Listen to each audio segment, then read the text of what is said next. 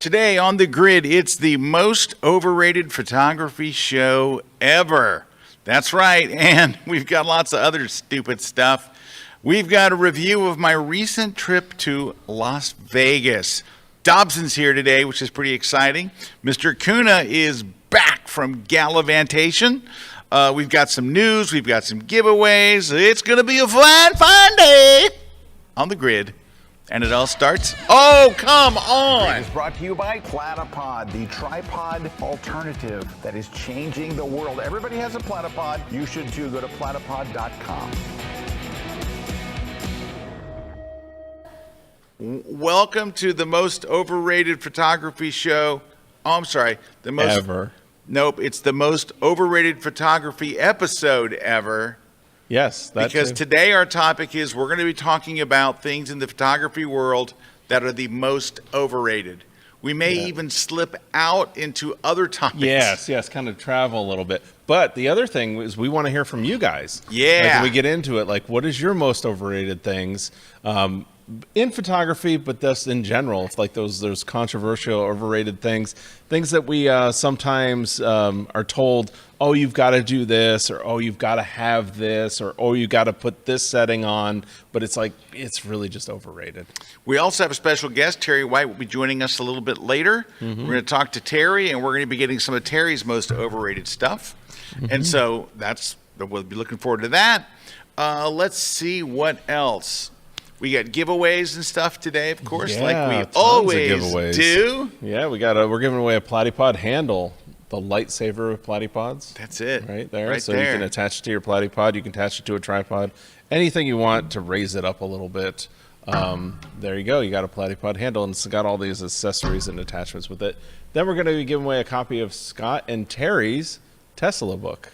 Yeah, how do I do that in my Tesla? It's a book for Tesla owners. If you own a Tesla, this is for you. Yeah. If you do not own a Tesla, don't waste your time. So there you can get it over on Amazon as well. And then we're giving away a copy of the night photography book, which I don't see up here, but we're giving a copy away. This is a new one from Mr. Erik Kuna himself. So all about night photography, which I've got some stuff I can share as well. I know you got stuff from Vegas, but I got stuff out from the Outer Banks that was really cool. Oh, yeah, he got some killer shots when he was out there. But what's great is you can learn everything you want to learn about that. It's in that book. So if you want to go make those pictures, that's what you get.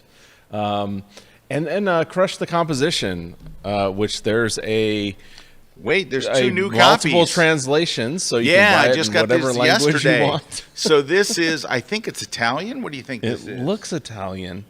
I'm thinking it's Italian. It looks Italian. Oh, let me see. Sometimes you can tell the, no, this is Polish. Is it Polish? I don't think so. That doesn't look. I'm thinking it's Polish. It looks Italian. It sure looks Italian. But that's one of them. And the other one is, I think this one is Spanish. You should know that. We really don't know. Let me see. This one's... Point being is, you can get it in a bunch of different languages. However, we're going to be giving away a copy the English language version. So we've got that. You can get it over on Amazon as well. And then we're going to give away a copy of On One No Noise. So plug-in for removing noise from your photo. What's great is it's called On One No Noise AI. So used to be like the year, and now they just drop that off there. So that's great. And then we're going to give away a V-Flat from V-Flat World. So somebody's going to win a V-Flat. It's got to be U.S. shipping only. So you just got to have a U.S. shipping address in order to win that prize. And everybody can win, though, at V-Flat by just using that code Kelby10 at checkout. That's KELBY10 at checkout, and you'll save 10% on your V-Flat. So if somebody's going to win one of those prizes, how do you win? All you got to do is tell us what you'd like to win in the comments. At the end of the show, we'll pick out a winner, and then we'll announce it at the end of the show. Also in the comments, anytime you comment, you're entered into the contest. So tell us what you want to win, and then tell us also, as we go through the show, your overrated stuff. Hey, I think we have one more thing. I think we have Victoria's new book. It's over there, I think, to your right. if somebody can grab that. We have Victoria Pavlov's new book. I think it's over there. Do we see it?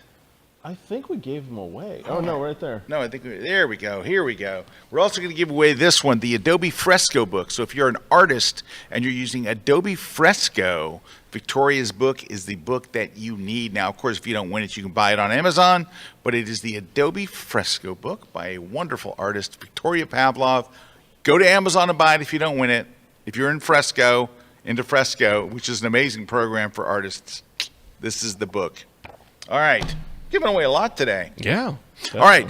The big news is next week is the Travel Photography Conference, sponsored by our friends at On One, produced by us here at KelbyOne. If you're into travel photography, you got to come and check it out. Who isn't into travel photography? Yeah, if you're a photographer and you're not into travel photography, something's wrong. Yeah, at some point you're taking vacation, and I know you're taking your camera. Yeah. You want to come back with some killer shots? This is how to do it.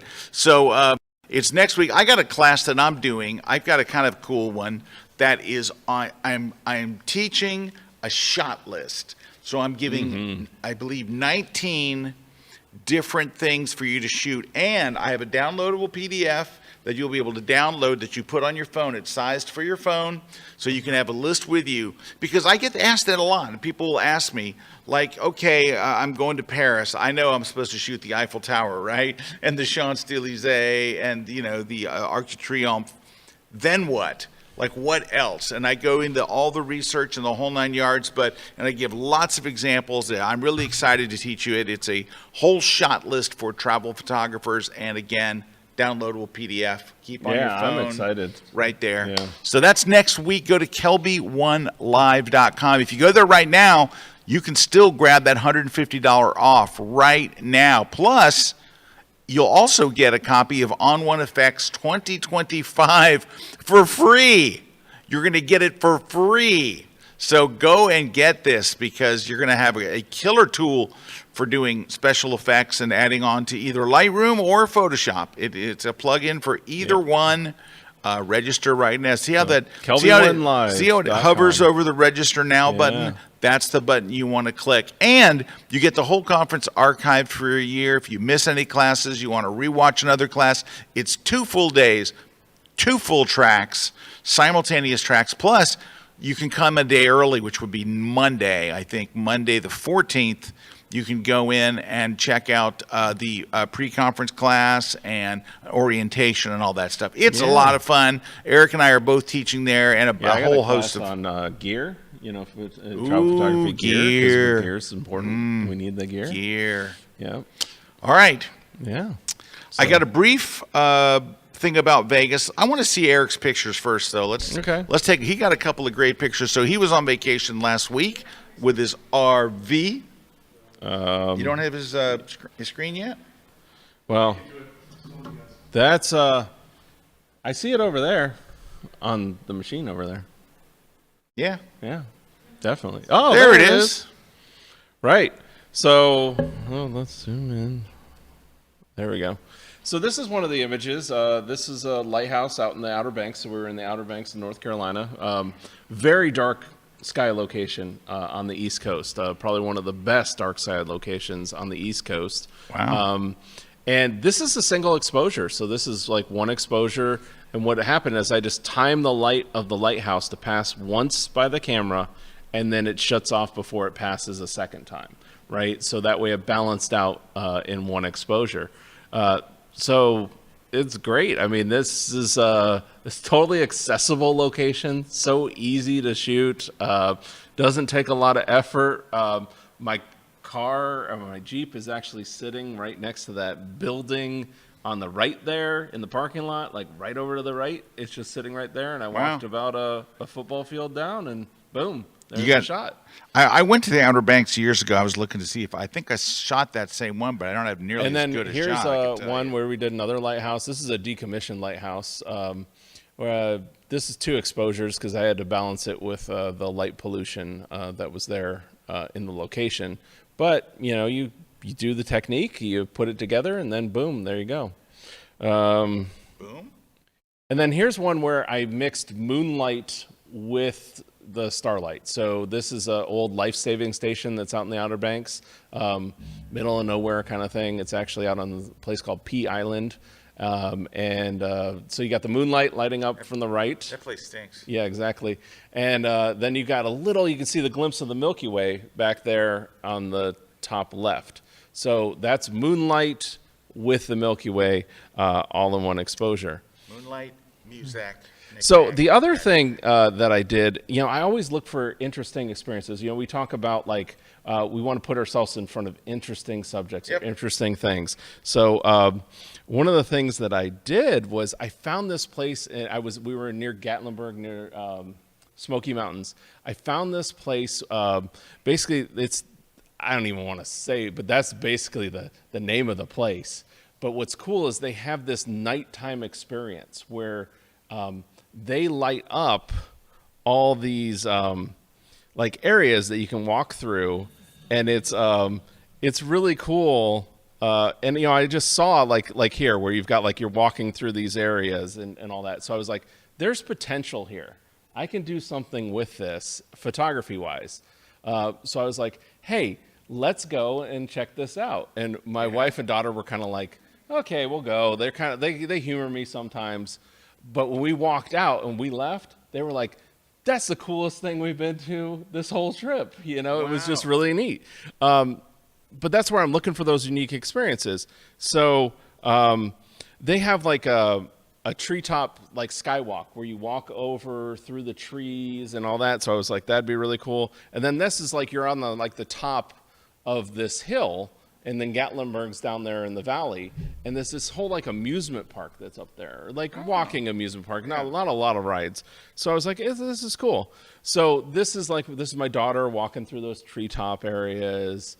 That's it at night. It was just really cool. But then I went in and did some stuff with the nighttime stuff, right? So what I did is I tried to capture things, and then I would fill in kind of like space kind of tech stuff. So this is generative fill in with real pictures, but I kind of like had that vision of I could do something cool with this. So I just had to time it when nobody was walking through. So you just kind of like do what we do. You wait and you figure it out. And then here's another area where like there's all these laser beams and stuff coming around. And then I just, capture the moment and then kind of build the image later. Or then that was like, just in the forest, these laser beams that are going off. Where did the astronaut come from? Well, that's what I'm saying, generative fill, right? Right, okay. So, but that's the thing of having like, I like this and that I'm having that thought of, I'm going to capture this and do something with it later. Gotcha. Or here where it's like they had this cool like little beams coming down. So, I like added a linear, like a radial warp up there and like had like the alien being beamed down, from space out there. Or here just walking through these areas. Now, I would love to go back here and actually do this for real. Like, I think I could do this for real, like dress up people, and do this, But I was like, I just thought it was you didn't just know what to cool. Expect until you got there. Yeah, until I got there. So it was just cool to like experiment with. But I will say, if you ever get a chance to go there, it's good, huh? It was surprisingly good. Like it really was. And now they throughout the last 5 years, they've traveled around the U.S. with these kind of like traveling areas. But this place in Gatlinburg is kind of like a permanent installation there. But if you ever get there, it's just that it's really much a sensory overload. You get this sensory overload. So check it out. Definitely. All right. Yeah. Okay, I got a quick review. I have a quick review on an overrated place in some ways. Uh-oh. So this weekend, my wife took me and the kids. My kids are grown. They're like, my son and his wife, like 28, whatever. We went to Vegas, which I love. Don't like to work in Vegas. Love to play in Vegas. Yeah. Now, I'm not a big gambler. I am really more I about. think that was one of our best workshops we ever did. Oh God, that was a great workshop. Yeah. But I'm about going out to great dinners, going to Carmine's, going to Mon Ami Gabi, going to I can't think of the name of it. Doesn't matter. We went to a number of great restaurants. We And the shows. we saw a phenomenal show at New York, New York. It's by Cirque du Soleil. It's called Mad Apple, and it was absolutely fantastic. So much fun. It was fun. It was funny. It was great music, great dancing, great everything, great acrobatics. It was Cirque du Soleil. They're incredible. All right. However, I stayed at Caesar's Palace. And I hadn't stayed in Caesar's Palace in a while. I used to stay there with my mom and dad years ago, and that was kind of our place. And my wife thought it would be fun for my birthday to put us to Caesar's. Yep. I'm not digging Caesar's, and let me tell you why. This is my review. This is my hot take. The actual facility is great. Like, they have so many restaurants, and they got the Forum shops. They got the Forum shops are there. My son and I hung out in the Caesar Sportsbook, which is wonderful. Yeah. And I bet on all kinds of crazy games and stuff. But anyway, we had a wonderful time as far as like the facility goes. But the room, let me tell you about the room. Uh-oh. And I'll just give you, well, first you have to pay a resort fee, right? But that's kind of in Vegas standard anymore. Now they say, here's your room rate, and then they get you and they charge you $35 a night to use the pool, which you're never going to use. Yeah. Never went to the pool, never went to the gym, never went to the resort fee, yes. They just charge you. It's just an extra fee you're going to pay no matter what, and you can argue it to death. They don't care. You can say, I'm never going to leave my room. They're like, too bad. You're paying the resort fee. Anyway, I'm not even counting that. We go to our room, all right, and there's a Keurig coffee maker in the room. Uh-oh. I got to start my day with coffee. Yeah. There's a Keurig. You have to buy the coffee pods. $22. $22 to buy the coffee pods. How many pods? 4 pods and Oh, my sugar goodness. and thing. After you pay the resort fee.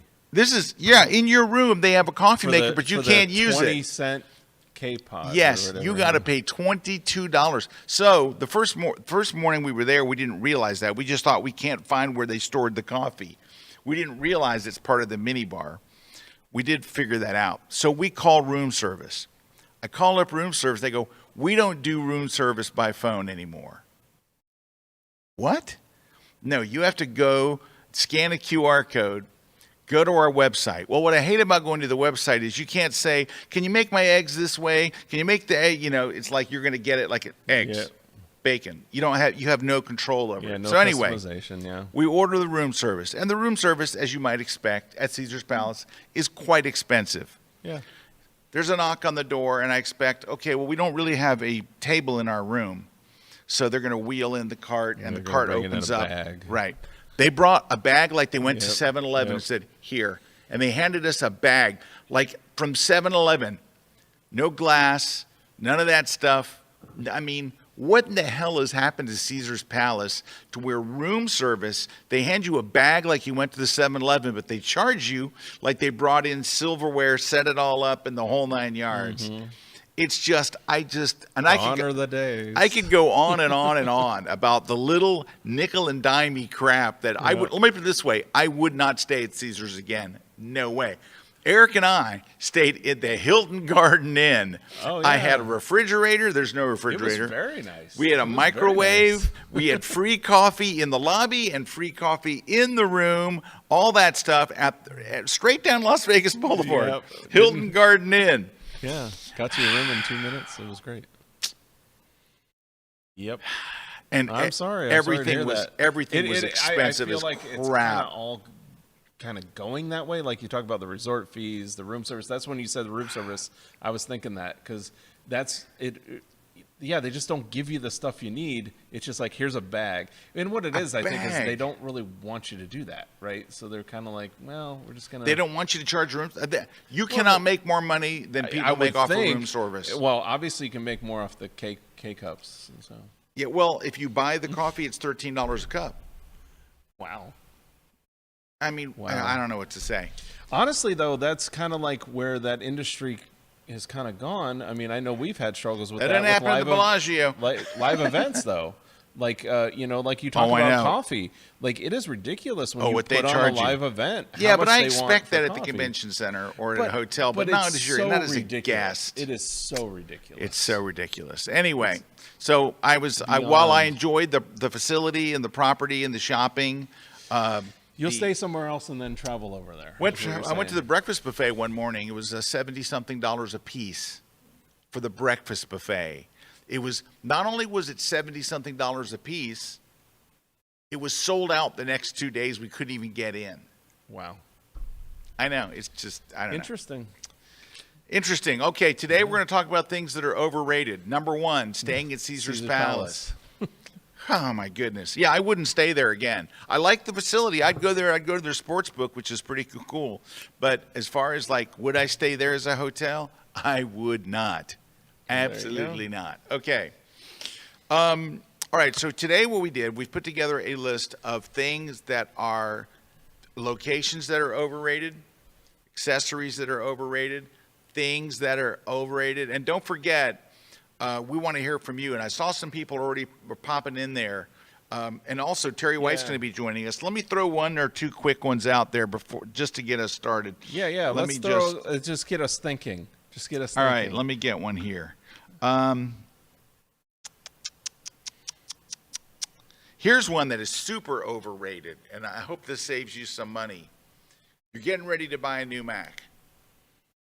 Go to the Apple store, and they go, there's this chip, and then for a bunch more, there's this chip.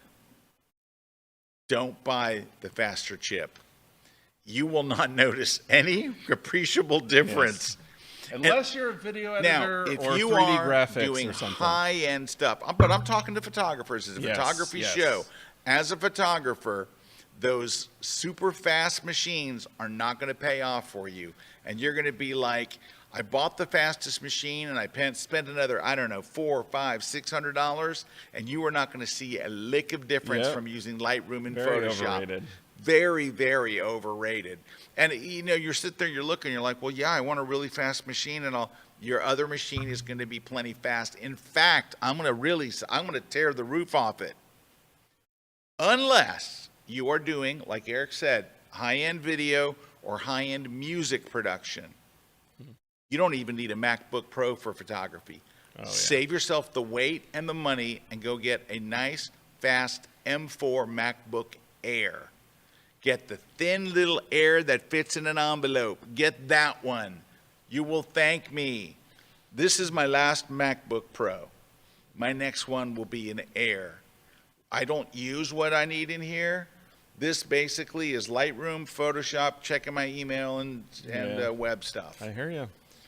Now, at home, I've got an Apple Studio, and I run music software on it, and that is an incredibly intensive resource hog. But not photography. Don't go spending a ton of money on some high-end machine, and you're never going to get the benefits from it. It's way overrated. All right. So that's what we're talking about today. We've got to take a break, but when we come back, we got Terry joining us. We've got a bunch of lists of stuff, but we want to hear from you guys about some stuff that you think is the most overrated stuff in photography. So we'll see you back here in a few minutes. There you go. Are you ready to capture the world and master your photography? OnOne's photo editing gurus have joined forces with KelbyOne's photography training experts to show you the way. These world-traveling pros and masters teach their secrets at the OnOne Travel Photography Conference. Get their best tips for shooting smarter and editing like a pro using OnOne's cutting-edge tools. Why join? It's live, interactive, and packed with actionable advice for all skill levels. No travel needed. You get full access to all sessions for a year. Yes, you heard that right. You can revisit and study every lesson for a year. This will transform your travel photography forever. Sign up now and capture the world like never before.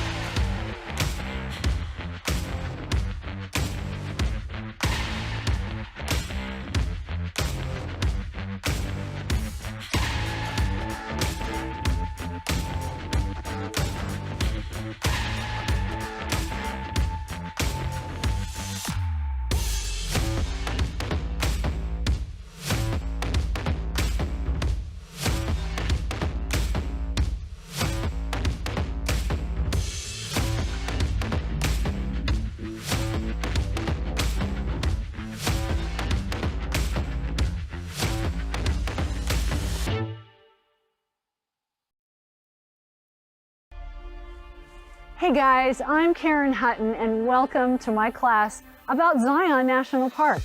This park is absolutely gorgeous and it makes me so excited to be part of the greater National Park series that KelbyOne is doing. Zion National Park to me is really special. I've been here many times. Throughout this class you're going to see footage of me and scenery from other trips, because I really wanted to give you a full experience of the place over time and different conditions and so on and so forth. Zion is really a big park, and you're going to want a car. We'll talk about other ways of traveling through it. But just as an overview, I think of Zion in 4 sections. One is Kolob Canyons, there's Kolob Terrace, then there's the Scenic Canyon on the beginning the east side, and then the actual east side on the farthest other side of the park. So buckle up, we're going to cover all the areas and some of the specialities that each one has to offer, some of the things to be careful about, to be prepared for. We're going to talk about gear, we're going to talk about all kinds of things. So come join me on my latest epic class on KelbyOne.com.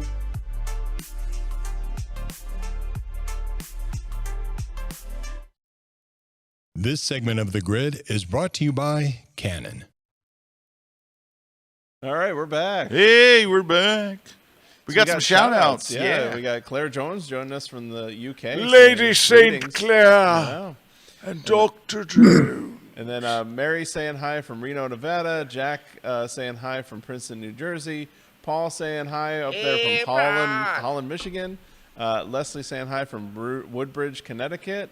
And we got more people joining us and saying We hi. can't see. Wait, There we we go. go. And then Margaret saying hi from Chicago. Dale saying hi from Iowa. Nicole saying hi from Clearwater, Florida, right down the street. Right down the street. And then Claudia saying hi from Toronto. JL Horton saying hi from West Orange, New Jersey. And then David F saying hi from South Carolina. Thomas S saying greetings from Germany. And Marianne saying hey from Jacksonville. Major kudos to your team. They solved an issue for me today in record time. I did something dumb and they fixed it. So good at customer service. There All right, you go. awesome, Marianne. Awesome. All right, let's talk about some overrated stuff. I hit one. You hit one, and then we'll go to some. Okay, I got one. All right. I got one. It's a gear thing. All right. And we all have to do it. We all have to fall into the trap of it. All It's right. the Nifty 50. Oh, We the all 50 gotta have the millimeter. Nifty 50. Oh, It's come like the on. $99. I'm going to get a great lens. It's going to be a shallow depth of field. It's like the dead man zone. It's like, I know people are going to argue this one. I know. And in fact, I remember you and I being at lunch years ago and watching the #1 rated YouTube video on At the portrait time, photography. and it was. And it said that the only lens you need for portrait photography is a Nifty 50. And the shots were not And good. the shots were The portraits terrible. were And it's not the good. one that was the highest ranked, the most views. And we were like, it was how like, is this possible? is terrible. This is it's like that. Everything you said was wrong. He was Like shooting you, from you a got low to the end of the angle. video It and you was went, like, oh. everything you said was wrong. Yeah, it was all bad. It was all bad. This Like, YouTube video was now, the highest rated. I will say this: overrated. I agree. It's way overrated. People It has like a it use. because it's sharp Yeah. and it's cheap. Yeah. However, you said it sits in a no man's land, which is true. It's not wide. It's not long. It's just Yeah. kind of. Is it a good landscape lens? No. Is it a good portrait lens? No. No. However, there are certain people who are There's quite uses. advanced and have made good, I would say, street portraits with a 50. Yes. It's not like it's just unusable. No. But it's way overrated. Overrated doesn't mean it's trash. Yeah, no, that's not what I'm It just saying. means it just people means, talk about their 50 like it's something great, and it's or like they not. just they talk about this is the lens you need to get, the lens you need to get, and it's like, No. I'd rather you save the money and get. If you're a landscape photographer, we're going to go wide. If you're a portrait photographer, we're going to go a little tighter, and that's what we're going to do. We're going to save up our money for that rather than just going out All right. and saying I need a 50. So I want to ask you this, Eric. Yep. Think about your answer before you answer. Okay. What really, really great famous photographer do you know that uses a 50? Can you think of anybody? No, the only thing would be street photography. No, but I'm talking but- about a famous No, photographer, no. somebody big. Nobody- They can shoot any lens they want that they're shooting a 50. No. Nobody. I can't think of a single one. I know. Now, not I know that they don't- certain doesn't ones. mean I have that they certain don't ones own that one. try to use it. Like for example, I think that and he does great work. Kelly Greer's husband, Sam. Yeah, Sam's good. I think he did for a while work with a 50, but he's doing it intentionally, and he's But he gave it very up, didn't he? good. Yeah, I mean, He he's did it for a while, Yeah, and then he gave it up. But I just don't see like. It's just no. it's overrated, No. It's just ridiculously overrated. All right, let's hear some from you. Hey, Paul Kober's got one. Hey, Paul's got one, and I agree. Most overrated, you have to use a light meter. I think that people think they have to use a light meter, and then you realize, what is a light meter really for? Like, what is it? It's not A going to light really meter- help. A light meter is this. You set up your studio, and you've come up with this lighting scheme where, let's say they're using 3 lights, which, I'm always telling you use 1, but if you use 3, and you want to measure everything, because you're going to pick this all up and you're going to move it someplace else. You're going to take it to someone's office, and you're going to set up, and you want your exact lighting setup that you had in your office. You want the exact same settings for everything to be exactly the same. You can use a light meter and go, it's the front same. light's F8, the back is F11, and you can measure everything so it's just like it. And if that's what you're doing, like if you're shooting kids, maybe you're doing yearbook photos and you have to do it at 3 different high schools or 3 different middle schools, and you want your light to be consistent even when you pick it up and move it in the day to the other school, so you're there right after lunch break. But it's like you're saying, that's the only use case where it's like, yes, it is not overrated. Or every other case, I think it's overrated. Or you're Frank Duerhoff. Frank Duerhoff loves a light meter, but if your name is not Frank Duerhoff, that is a super overrated tool that most people will buy and use maybe once and never use it again. Overrated big time. Now, we got somebody on the line that we need to talk to, because he's going to have some great stuff for this. Hold on. Let right? me throw my So, headphones Terry on. always has the great thing. Terry's always got the stuff. yeah, Terry, so- you there? He is. Terry. Hey, Hey, how you doing, Terry? good. I'm just jotting down notes as you're talking. Yeah. All right, Well, Terry. I know you're going to have some stuff. Let's just ask Terry. Terry, you using that 50 millimeter much? I don't know if I ever owned a 50, and if I did, it was a cheap one back in the day because someone said you had to have one and I Yep. never used it. That's All it. right, Terry, you using a light meter much? Haven't used a light meter since I first started doing photography, and someone said you had to have a light meter. But Terry, you're an expert at studio light. You don't have to have a light meter. I haven't used a light meter probably in 10 years. There you go. All right. So welcome to the show, Terry. It's good to have you on again. This is probably your 35th, 40th appearance on the. Well, the show is what, 14 years old, 13 years old. Yep. So it's not like he did it all in 1 year. Yep. But anyway, so Terry, give us a couple of your. We love to hear yours. Give us a couple of Well, your overrated stuff. I'm gonna not push back, but I'm gonna give you another thing to think about with your MacBook Pro versus MacBook Air argument. Okay. I'm going to tell you, I went the other way. So I have a work laptop that's it's the top of the line MacBook Pro for work, and we get them, use them for 3 or 4 years and get a new one. That's always going to be my MacBook Pro. So for my personal, Terry's money bought this computer, had always been a MacBook Air. For all the reasons you said, I don't need to carry something big. The processors are fast enough. I don't need anything more powerful. It does Lightroom and Photoshop and other stuff I do when I travel on vacation. It was perfect. But my newest personal computer is a MacBook Pro 14-inch. There's 2 reasons why. Has nothing to do with the processor. Nothing. Everything you said about the processor is absolutely right. Nothing to do with the processor. RAM? Built-in HDMI port. Nope. Nothing to do with the RAM. Built-in HDMI port? Nope, because I'm not connected to a projector when I'm on vacation. SSD drive? Nope, they all have SSD. All right, drives. I'm stuck. What is it? You're gonna miss 2 things. The SD slot. That's one. Yeah, I can see that. You're gonna miss the card reader because you're always gonna have to plug in a card reader on a MacBook Air. This is nice. Perfect. Yeah. Every time. There's a bigger one though, and you're not gonna think about it until it happens. What? On a MacBook Air, the USB ports, there are 2, and they're only on one side. On a MacBook Pro, you've got them both sides. And when you need to plug stuff in, it's always going to be on the wrong. You wish it were in the right on the other side. Oh, that's a good Trust me. point. Once I went to the MacBook Pro, the smaller one, the 14-inch, which is just almost as light as the MacBook Air, I'm completely happy now. I got my SD card reader back, and I got ports on both sides. Nothing to do with the processor, nothing to do with any of that other stuff.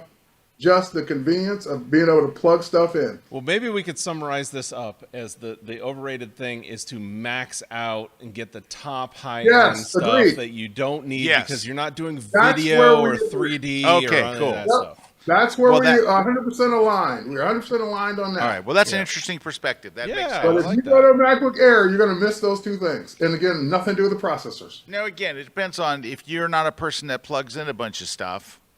Like if you're like, I don't ever really plug. I know people that don't plug anything in. Yeah. Right? I And do. they're That's who just the like, Air was invented Now, the for. only thing That's is why it with an only Air, has 2 ports. right. you've got the reader is a big thing.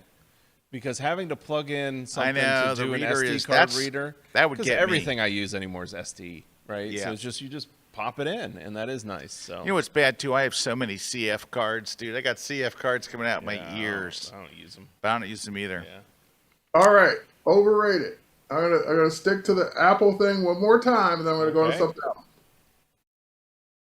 The most overrated thing you can buy for a Mac user is the Apple Studio display.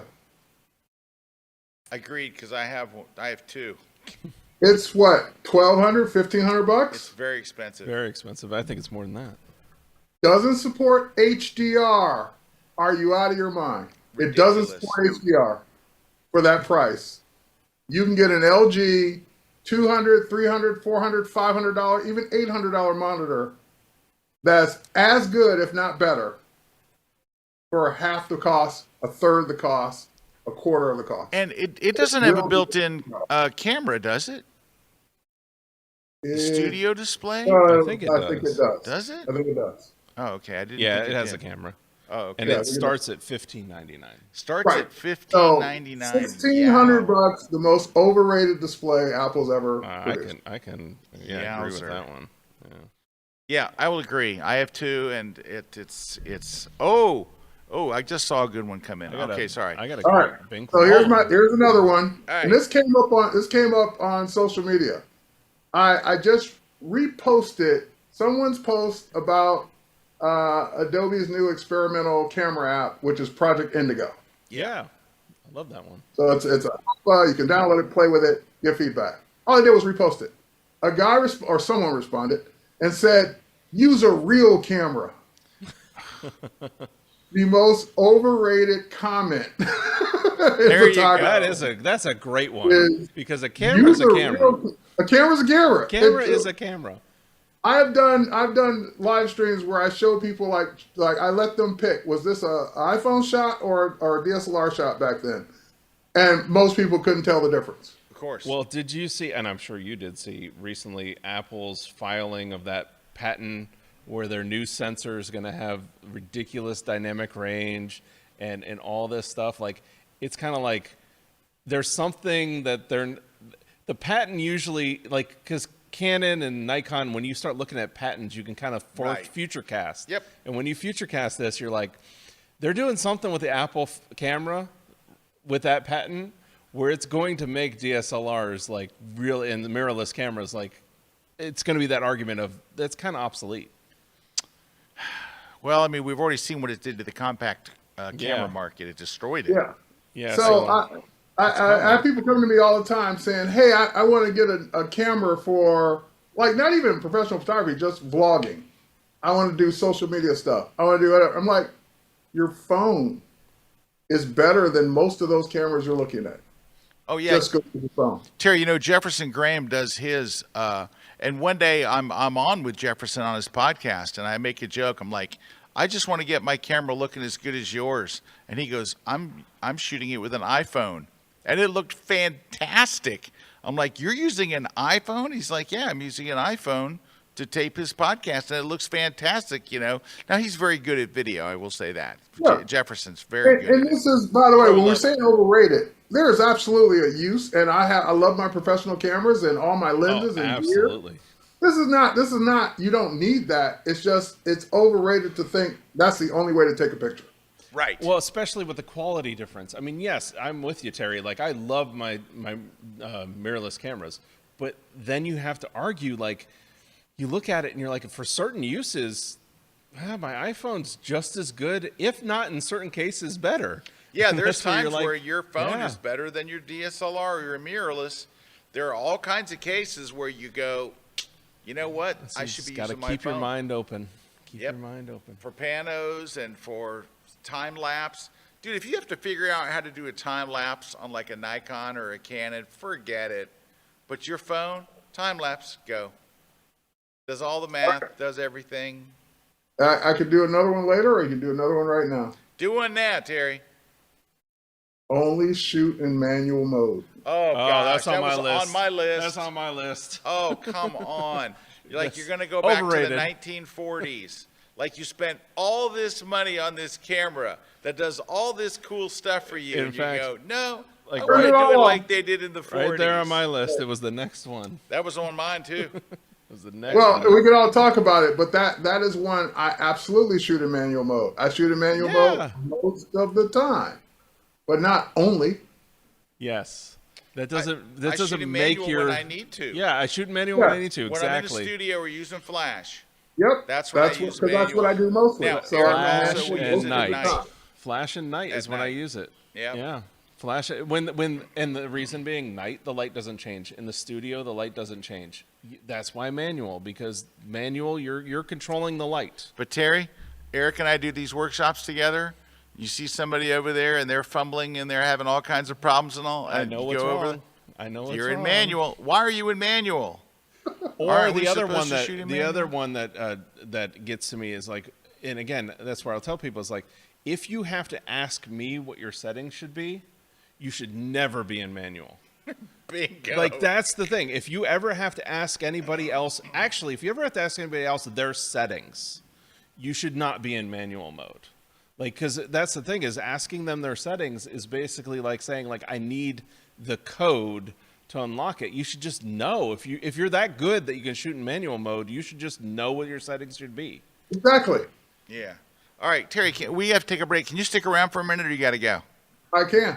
All right, stick around, because Yeah. I want to throw a couple more things your way. So stick around. We'll be right back. We got Terry White with us live, and we'll be right back talking about overrated stuff. Is that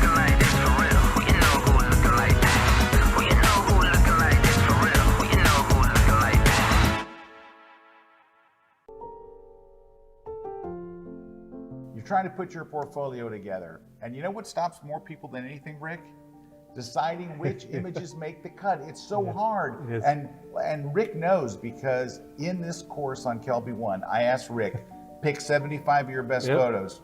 Was it hard getting those 75 It was together? very hard. Susan Salmon helped me very, very hard. But in this class, we're getting it Yeah. down to just 24. We're going to show you a number of different ways how to make decisions, how to not fall into portfolio traps, and we're going to do it together. You're going to see it all happen live as we do it, as we go from Rick's 75 hand-picked images all the way down to 24. But when you see the process and how we use Lightroom to help us make this easy, it's going to make a huge difference. It's going to help you get your portfolio online, and we're going to show you how to get your portfolio online without paying anything extra. We're even going to upload the images and take the 24 that we choose are Rick's, get them up there. It's going to be great. And how painful was the process? Well, it was painful, but I'm going to still love you at the end.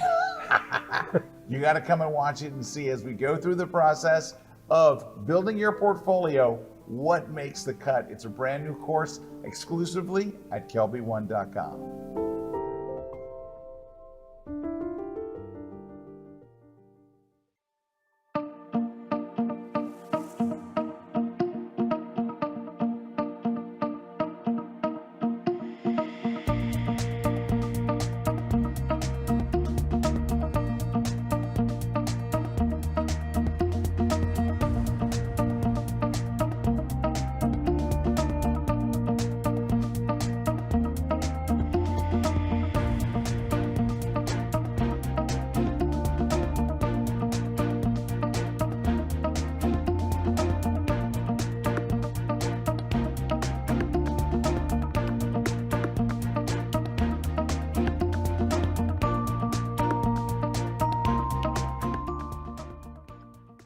This segment of The Grid is brought to you by B&H Photo, the professional source since 1973.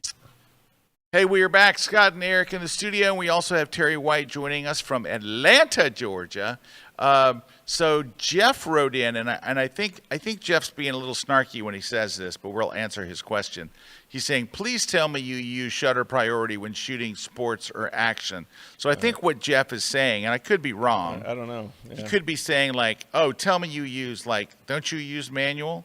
No, I use shutter. I can tell you that Go. 100% of the time, I use shutter priority. 100% of the time. I'm never in manual shooting action, right? I'm concerned about the action. Never for action. All I'm concerned about is, do I want to blur the background or freeze the background, which is what the shutter priority does, right? Right. And then I let the camera make all the other decisions because I want to focus on focus, framing, panning, all that other stuff. I don't want to have to worry about does the cloud come over and it goes into shadow and then my exposure's off. I don't want to have to worry about that. Nope. I just want to say why did I buy this expensive camera? Why did I buy the expensive camera? Why did I spend all this money? All right, yeah, no, I don't use manual for action at all. I shot 6 years for a news sports news wire service. Same thing. I shoot for news and wire and never. All right. Hey, there's a night. question here from Dan for you, Terry. And it's unrelated to what we're talking about, but it's fine because we don't care. It says, Terry, is Adobe no longer using the term Sensei? So Adobe Sensei is a product that powers a lot of things behind the scenes. Terry? So Adobe is no longer actively using it. We're not prohibited from using it, but it isn't a term that we talk about anymore. So Adobe Sensei, for those of you who don't know, was the way we started talking about AI years ago. Mm-hmm. So now we have our Firefly model, so we talk about it directly because it actually has its own brand. So Sensei was kind of a term, I can't remember if Shantanu came up with it or who came up with it at the time, but it was a way to talk about like the neural filters in Photoshop. It was just, using Adobe Sensei to do things for you. So that's where the term came from. But no, it hasn't been officially retired or banned. It's just we don't use it anymore because we have other terms to use. Gotcha. All right, Terry, I want to run another one by you here. So this one was from Lenworth. If we scroll back up to it, where'd it go? So Lenworth said, I'm interested to hear your question because I know how this was on my list, was how about calibrating your monitors over, what you call it? Overrated, underrated? It's way overrated on a Mac. Because, and I think this is what people lose sight of. Number one, if you're on a Mac, I haven't calibrated my monitor since I've owned this thing. You calibrate your monitor, not for print, just calibrating it for fun. Terry? No, absolutely not. Do you calibrate yours? Absolutely not. Now, if I had a printer in-house, which I do, I have a printer, but I wanted to print to that printer, hell, I still wouldn't calibrate it. Mac monitors are so close. There was a time. This is where the problem lies. There was a time. Yeah, but it was a long time decades ago, we're talking. Now, if you are on a PC and you want to match a print to your screen, you better go buy a hardware calibration because every PC monitor is different. And if you don't believe me, go to Best Buy, stand in the back of the PC department, and every single monitor, this one's green, that one's blue, that one's too yellow, that one's dark, that one's bright. I mean, they're all over. It is the Wild West out there. Yeah, you walk into a Mac store you go to the Mac department and every screen, even your phone, your iPad, everything looks the same. It's so consistent across it that I don't really know anyone using a Mac that is really doing it anymore. I used to do it every 2 weeks, and it's like there was a time. My prints come out so close to my monitor. I do brighten the prints, right? Yeah. I do brighten because it's a backlit monitor. But you almost have like an equation that you know anymore. Yeah, I know. I know plus like 20 on my Lightroom. And plus that, and then it'll be fine. But I think for Macintosh people, a calibrating, because you'll run the calibration and it looks almost identical. It doesn't look any different. I mean, it may look 2% different, but I think that is a very, very overrated thing. So, and Terry, you're feeling the same way? Yeah, same way. I would say there's only really two situations I could think about people that would need to calibrate. Number one, your job requires you to match what you see on the screen to the printed piece. Right. Like it's a requirement. The print is the requirement. Right. Yeah. It's Ford blue. It has to be Ford blue, and you have to have Ford blue on the screen and Ford blue on the print. Therefore, it has to be calibrated. Or the only other situation I can think of is you have a really old display that's changing color over time. Yeah. And you have to keep calibrating it to bring it back. Yeah. Right. That's it. Those, yeah, but in those, but I didn't say it was forbidden. I said it was overrated. Yeah, it's overrated. Absolutely. But those are only a couple of times I could think that I would even think about it. All right. Now I have a location that's overrated. Okay. Ready? This is going to make some people angry, and it's a two-parter. Number one, I think that Bryce Canyon Well, it's on my list. is way overrated for photography. And I also think, and this is one that's going to make people's head explode, it's beautiful when you're standing there, but I don't see a lot of good pictures Oh boy, you got the other one on coming my out list. of Zion. Yeah. Either one of those two. I'm not saying I've never seen a good picture. I'm just saying for photography, way overrated. You're not going to come back with 30 different pictures that are really awesome and cool. I've been there. I've shot there on numerous occasions, and I don't see a lot of good pictures coming out of either Bryce or Zion, even though they're beautiful to visit. And overrated. I think what it is like you're saying, overrated, because you can get, like, Bryce is a one-trick pony. One-trick pony. Right? You get the shot, and it's like that's where people would it's ask not a me, killer should I go to shot. Bryce? Yeah, you can go to Bryce. Go there for a day and then move on. Yeah, but it's not a killer. Even when you get Yeah. it, if you get there and you get up at dawn and you have a nice sky, it's still not a killer shot. It's just like, oh yeah, that's different. It's okay. Terry, thoughts?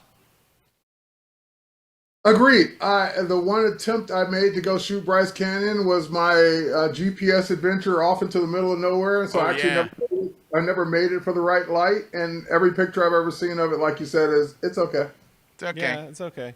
I mean, now Zion, I've got some good stuff at Zion, but again, it's hard. It's harder than it looks. I didn't say that it wasn't. Yeah, It's impossible. It's just to get a good overrated shot because, there. like, when you go there, it's like to get a great shot, it's very hard, right? So, Are any of are in your portfolio? Do you have any shots of Zion? some Milky Way stuff, yeah.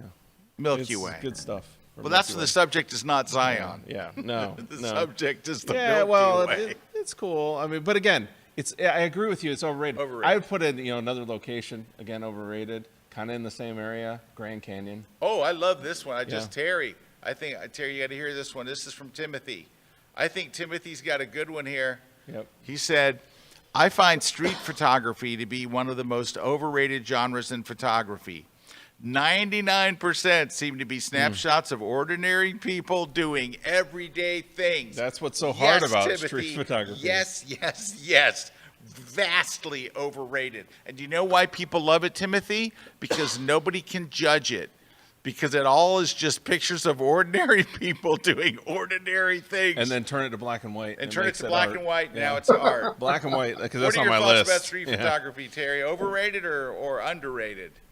I don't have an opinion one way or the other, but I could see why you would say it's overrated. I don't do a lot of street photography. I just look at it. It is what it is. So yeah, overrated. But to his point, Ordinary people what you doing do ordinary things. is you snap a picture of somebody on the street and you turn it black and white, and suddenly it's street You think photography. it's like, wow, and now it's it's like art. It's just ordinary people standing Nope, there. That's a dude Or- looking at his phone yeah. in the middle of the day. There's nothing to it. Hard to see that one coming.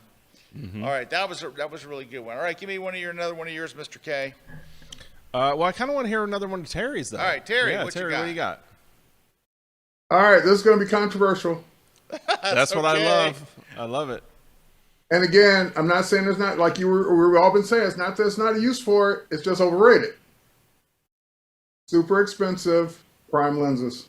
Oh, it's on my list, too. I saw that on on my Eric's list. list. Yeah. Yeah, I think I put prime lenses are always better on my list. That's what they Yeah, overrated. same thing. Prime same lenses, overrated.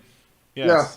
Like, Agreed. why Totally suffer? agreed. Why suffer with a prime lens? I mean, thing. And again, back in the day, back in the yep, old this days, is it's always back in the day. It was the case. prime lenses were the sharper ones. Yep, back Over in the day. over Back zoom. in the day. Back in the day. Agreed. That's no longer the case. I don't get it. I don't understand why you would limit yourself unless you just like that focal length. Yeah, but it's overrated. Is the thing? It's like Overrated to every death. and then You know I got what? a prime lens, and suddenly it's going to make Some my people photography hang on better. these things that they were taught a long time ago. 20 years, And they 30 just years. never let it go. Like, this is what I learned 20 years ago. You have to calibrate your monitor. You have to use a prime lens. All these things that they've hung on to, and they're way overrated. Way. All right. I do have one. All right, hit it. All right, this is another gear one. Okay, right? I like And gear. it's a piece of gear that is so overrated because what you're going to do is you're going to destroy the quality of your lens. I know what it is. A UV filter, UV filter. right? People take a $2,000 lens and then they stick a $20 piece of glass in front of that $2,000 lens and destroy it. I'd rather you put a lens hood on if you want to protect your lens, if you're worried Yeah, about, because lens a lot hood. of people will do that with a UV filter. Why? Put on a UV filter because it's going to protect your lens.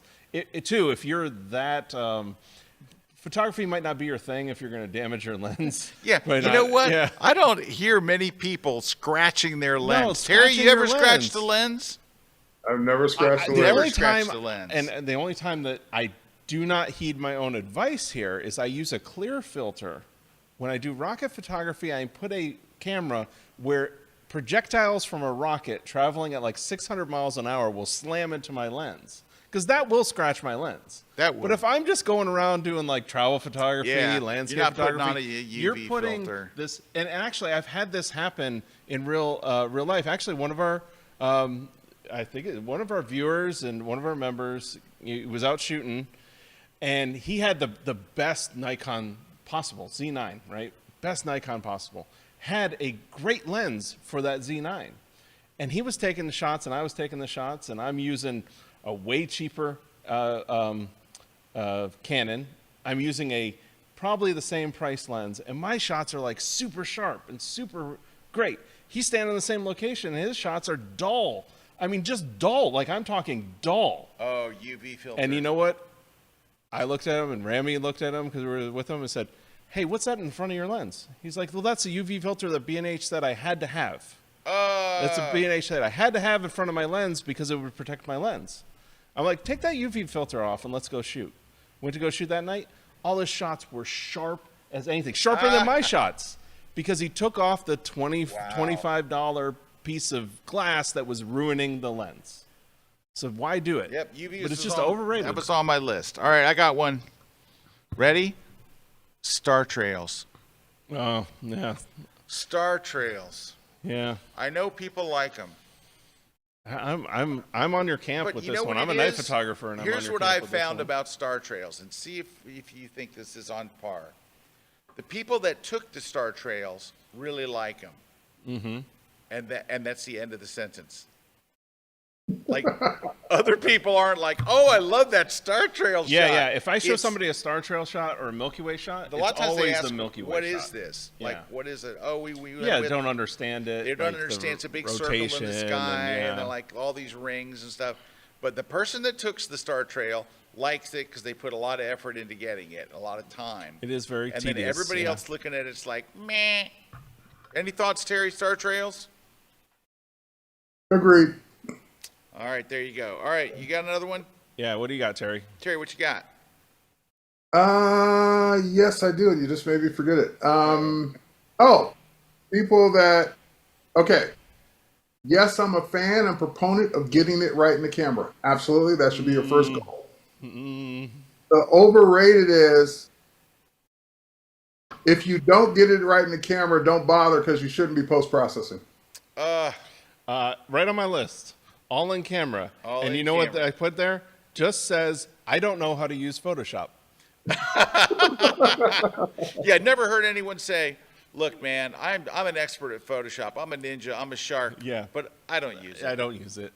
Yeah. I like to get it right in camera." Well, That's we all all- like to get it right in That's camera. always. Yeah, absolutely. Yeah, And then I take it into Photoshop. yeah, it's like you're like missing half the game. It's like I'm not going to do anything with the photo All right, now. I got one. Ready? All right, this is an interesting one. I think this feature is overrated. For photographers, they say that like 80-something% of photographers, when buying a mirrorless lens, the video features are one of the things they consider. But in reality, virtually none of them are actually shooting video on their mirrorless or DSLR. Very, very few photographers shoot video. Now, if they do shoot video, they'll pick out their phone and shoot it because the phones do amazing. But very, very few people shoot video and then put together movies and all that kind of crap. So I think that the weighing a camera's video features, if you're not going to seriously do video, and I think a lot of times photographers think, yeah, I'm going to do video, but in reality, they just don't do it. So I think video features for photographers are way, like in other words, using that as a buying decision is way overrated. For you. Thoughts, Terry? Especially Now, you when do a lot of they're so videos, good so nowadays. Terry may not be the guy to ask this question. I know I do videos, and I agree that if you're buying a camera and you're not a videographer and you're buying the specs based on video, then that is overrated. So, for example, you went, oh, I waited for this camera because it shoots 8K. You're never going to shoot in 8K. That's right. Okay. You're going to shoot in raw video format. You're never going to do those things that you want the camera to do because you're not a videographer. All right. Hey, we got a couple coming in here, so if you want to scroll up there, Christina, I think we saw some.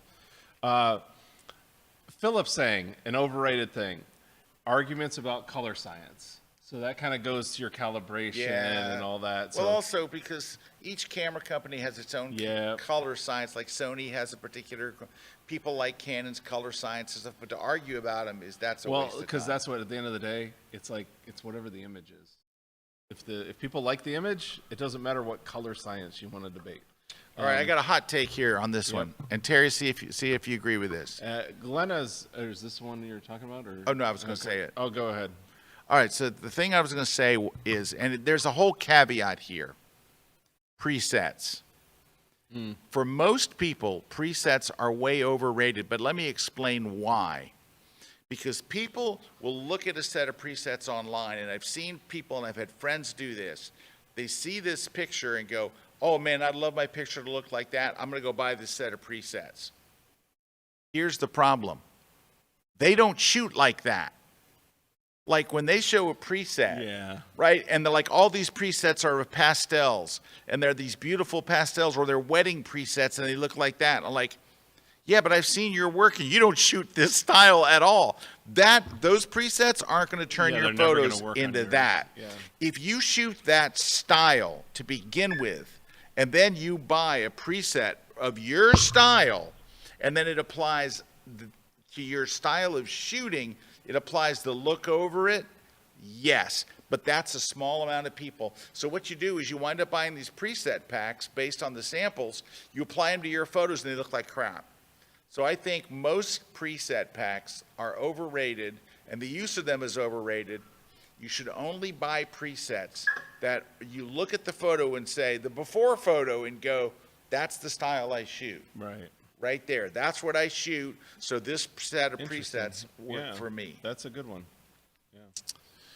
All right, Terry, did you have another one? But we got to take a break. Oh, yeah, we're already over time, aren't we? Yeah, we're over. We got to take another break. All right, we're going to take a short break. When we come back, we're just going to wrap up and we'll do some giveaways. And Terry, if you have a last one, I think I have one more. All right, I think I have one more too. Oh no, I've already used them all up. Oh no, I got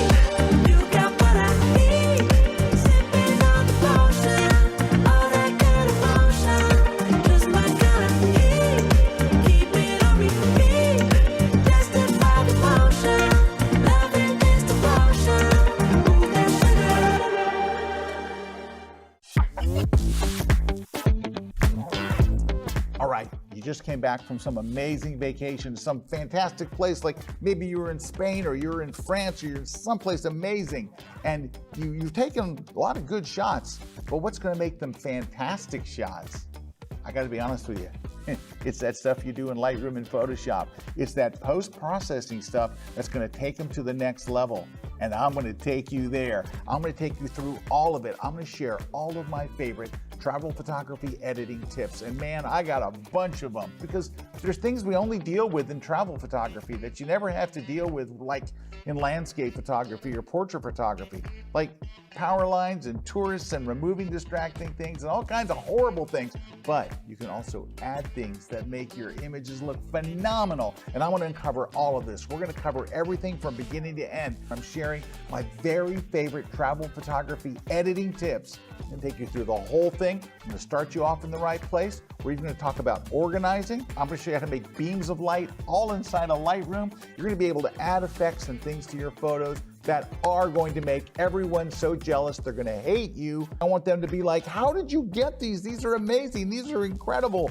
And I want them to be jealous of you, and I want them to feel bad, because that's what travel photography is really all about, is making yourself higher and lowering those. No, I'm just kidding. No, you know what it is about? It's about creating images that inspire people to go to those very same places. And I'm going to show you exactly how it's done. Come and watch my brand new class on how to edit your travel photos. And it is only found one place. It's exclusively at KelbyOne.com.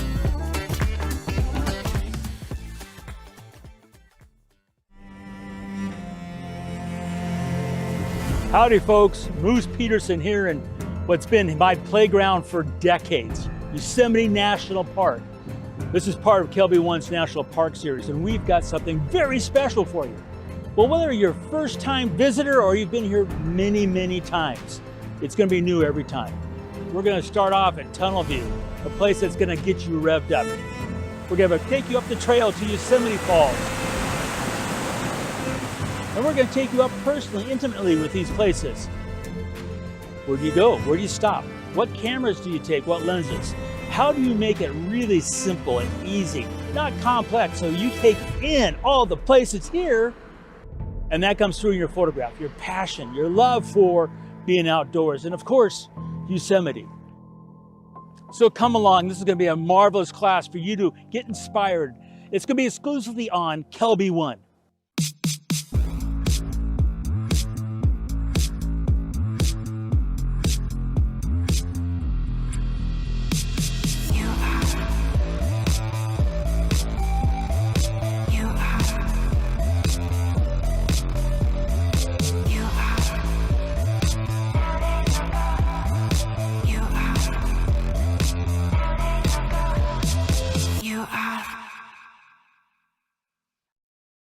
This segment of The Grid is brought to you by Platypod, the world's most compact tripod base. All right, we're back. We're back. looking up something here real quick. Overrated Hold things on, right we got now. a food thing coming up here. But we did have a great comment here. Tom's got a comment. Tom said, I took a workshop with a pro photographer who was supposed to have only in-camera photos. Per his recommendations, I spent a lot of money on a series of split ND filters, which I've used once or twice after the workshop. Photoshop and Lightroom do a better job. Split ND filters are and were overrated. And I can't agree more. Cannot agree more. Lightroom Give and 'em up. Photoshop absolutely do a better job than the real thing in this Yep. case. Way better. Yep. Terry, what are your thoughts on the split? This is nothing on that, but it's going to be a hot take on Photoshop, though. Okay, let's do All right, it. hot take. Hot take. Hot Hot take. take. It's in. going to hurt some feelings out there. Uh-oh. Curves are overrated. Oh, yes. Totally. There was Not that if back in the There day, was a time. you had Yes. to do it in curves, and it was the only way to do it. Great. Today, it's overrated. It's way overrated. Yes. It's like I used to live in curves. Yep. I hardly ever use them But at all. we're talking like the 2000s when you lived in Yeah, we curves. lived in curves. Like I was teaching curves, I was doing classes on curves, and like I hardly use curves at all. That's a very good hot take. The problem is, Every time I see a new tutorial about it, I'm like, why would I do it? why would I do it? Why would I use curves? And you know what? There's people that are good at curves and they learned it the hard way and they don't want to give it up. And that's fine. I We're get not saying that. that you shouldn't use it. Those are but are it's- also the people that use the pen tool to make selections. Yeah, that's them. Overrated. Right. Overrated. Well, All right. that The only way to actually, get an accurate selection with the pen tool. That actually, scroll up just a little bit, Christina, because I saw that comment there. Jeff was saying, remember when we used the Wacom tablets and pens? How come you no longer use them? Selections are made easier.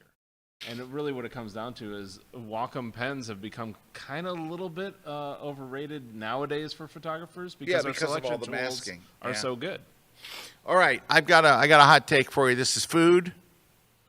Oh, we're moving to food? I got one before. if I we wanna want you move. to do yours because I'm peeling off on yours.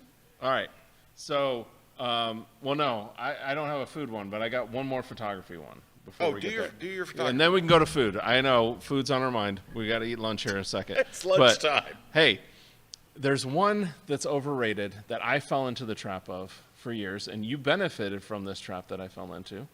But since I've kind of flipped on this, I think my photography has got exponentially better, right? Which is? And it is lugging every piece of gear just in case.